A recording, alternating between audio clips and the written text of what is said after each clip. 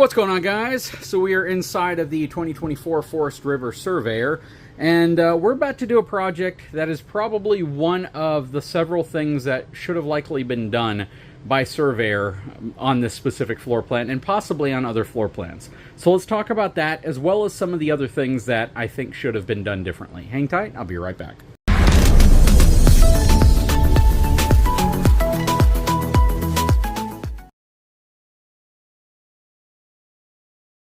Alright, so this video is to talk about some of the things that I feel could have been done a little differently with this Forest River Surveyor.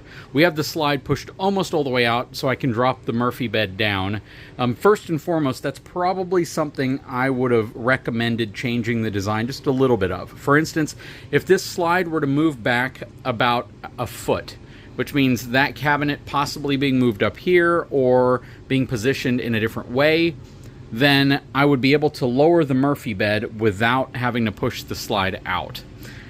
That's not a huge deal because, you know, most of the time when we want to lower the Murphy bed, we have room to push the slide out or we're in a position to. But if you're in a truck stop or something like that, you're taking a quick break overnight and you don't want to have to push the slide out, it would be nice to not have to push the slide out to lower the Murphy bed. It would be nice to just be able to do that. So that's number one. Number two is my continued drive to get RV manufacturers to find a different material other than Thermofoil. Now, Thermofoil looks fine. It is reasonably rugged, and what I mean by that is as long as you don't damage the surface, you don't put anything that's crazy hot on it, you don't put any type of chemicals that can eat through plastic, you don't do things like that, it's going to hold up reasonably well.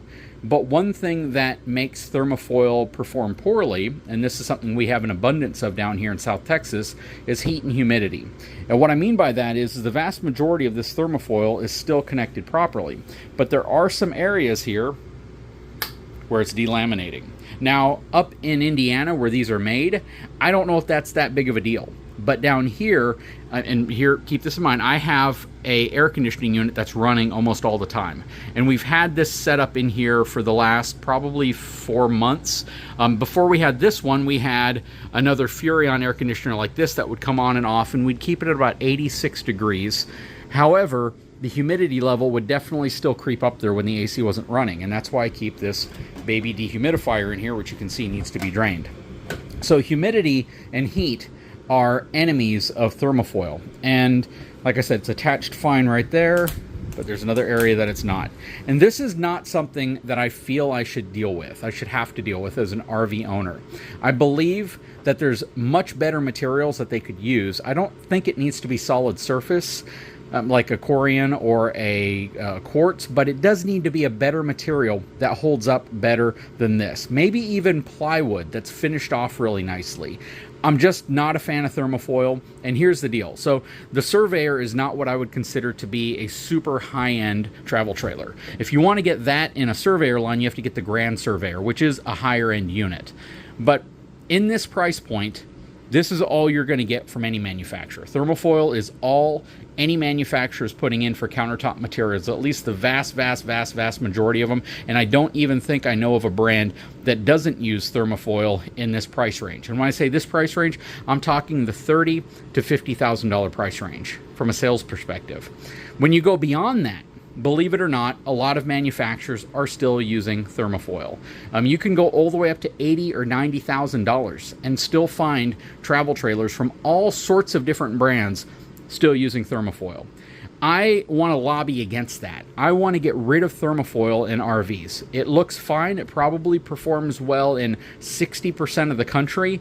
But when we have these incredibly hot heat spells coming through, coupled with humidity down here in the south, it just doesn't stay connected. I made a video of my buddy's Jayco J-Flight, and I showed you his entire Thermofoil countertop had delaminated. You could literally go like this and the whole thing would lift up like it was a shell on top of the wood.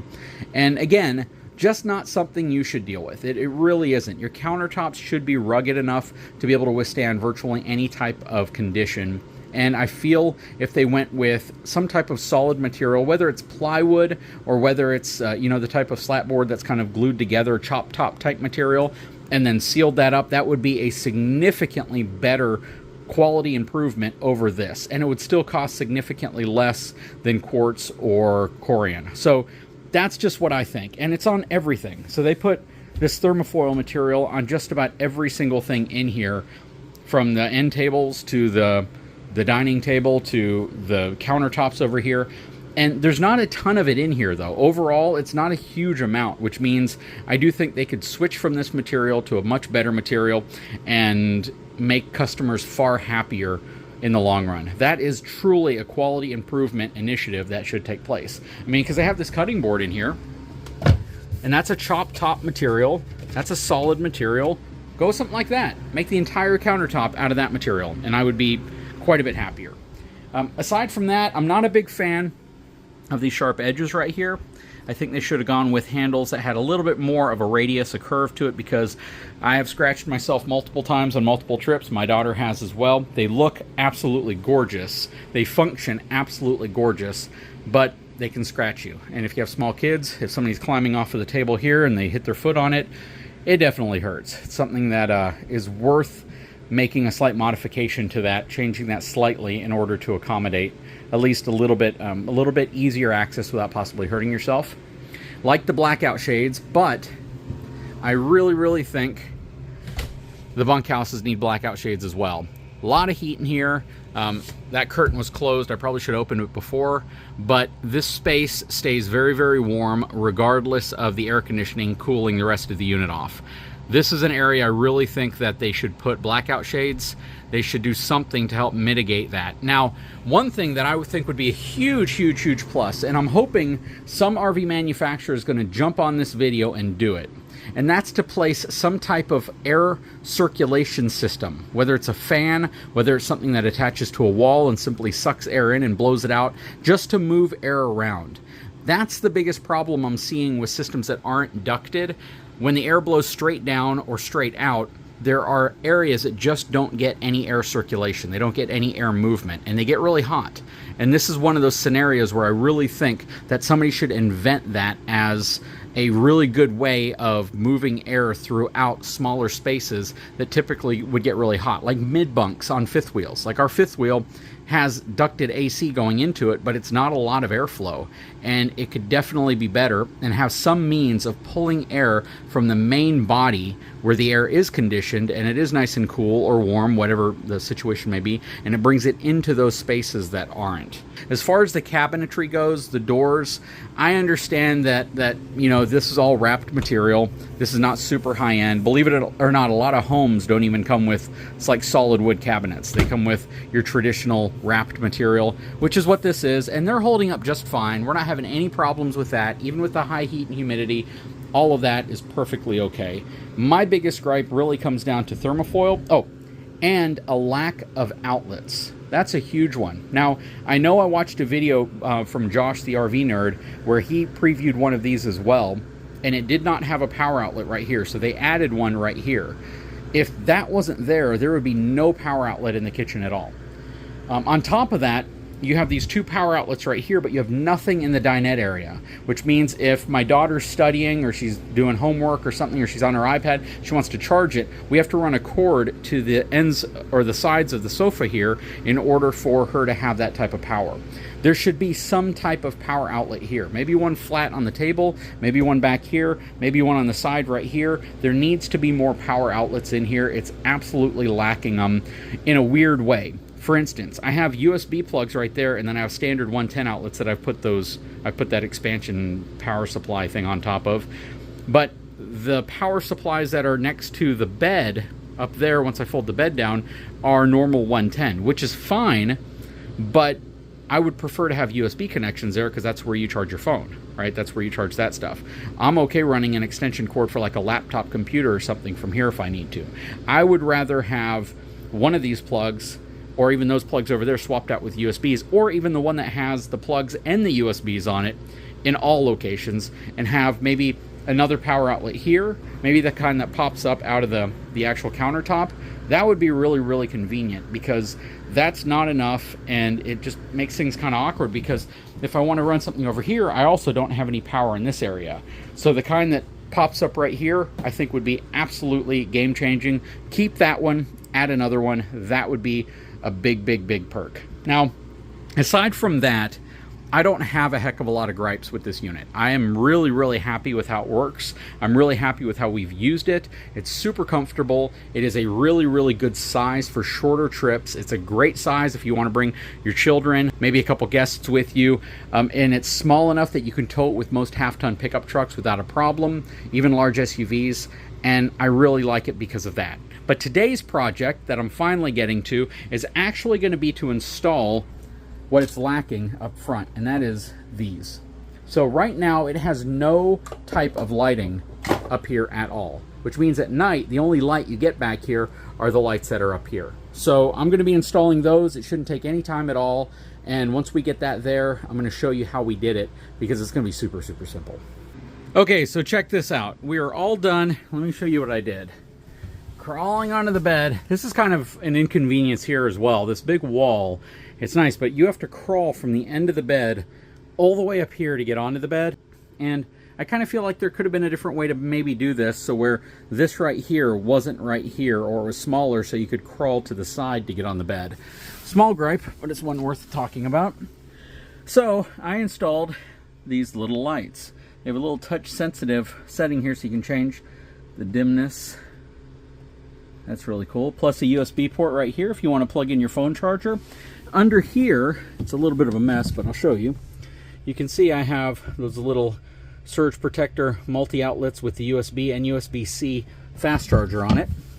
And I ran one cord up here because my wife uses one and I have two on the other side.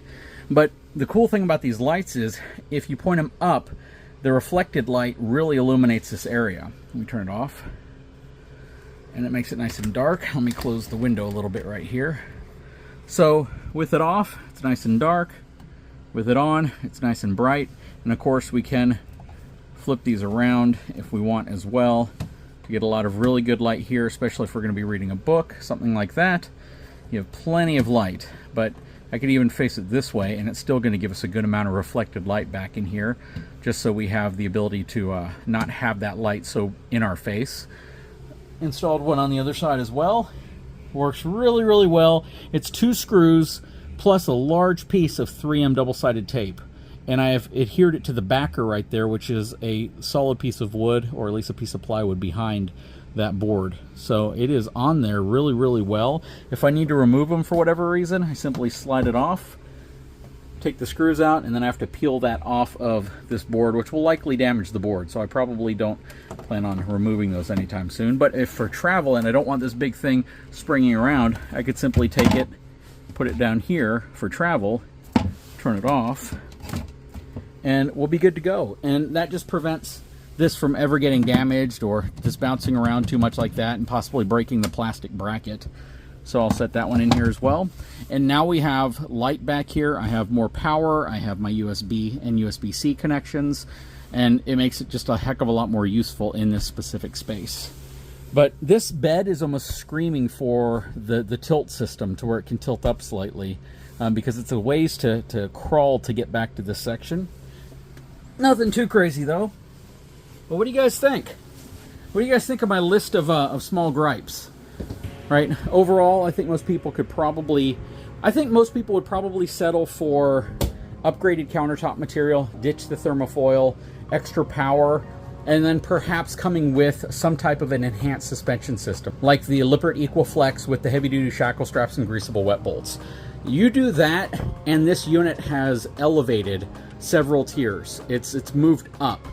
You put some type of upgraded countertop material in here, that's a big enough one. Upgrade the suspension, upgrade the shackle hangers, go to thicker materials there. That's a huge one. Add a few more power outlets in here, and you have yourself a seriously upgraded RV. But, oh yeah, lighting back here wouldn't hurt either. Anyways, please leave a comment below. I would love to know what your thoughts are. If you haven't had a chance, please take a moment, subscribe to the channel. I will put a link in the description of this video to where I got those lights if you want to try them on your RV, or I guess anywhere else where you may need them. You can put them in your home even. They're kind of a universal thing. Give me a thumbs up. We'll talk to you again very soon.